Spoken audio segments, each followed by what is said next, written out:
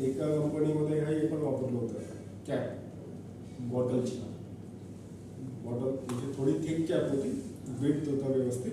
So ते असं लावून त्याच्यानंतर ही सिंगल आय बँडेज पण करू शकतो आपण. ठीक आहे, single I bandage most rarely गरज पडेल डबल आय बँडेजची. ठीक आहे, फोर हेड बँडेज तर एक नॉर्मल बँडेज आहे. आणि लास्ट असतं स्काल्प. स्काल्प जर डॅमेज झाला बाय चान्स तर मग ते बघणं शक्यच नाही. ब्लिडिंग एकदम जबरदस्त होईल. आणि ब्लिडिंग असल्यामुळं तिथे पहिले तुम्हाला ब्लिडिंग स्टॉप करणं एक चॅलेंज आहे.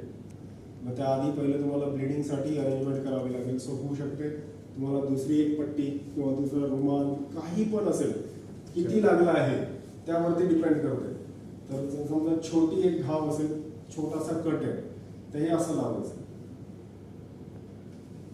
आणि हे पकडून ठेवायचं आहे. तर हे आपण एकटा कोणीतरी पकडून नाही ठेवणार.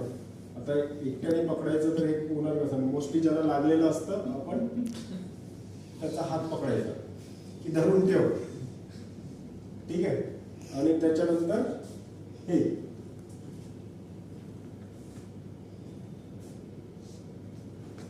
आणि बोलत राहायचं हात काढून. धरून ठेव. आता काही नाही, आता झालं माझं. आता आपण हे आणि आता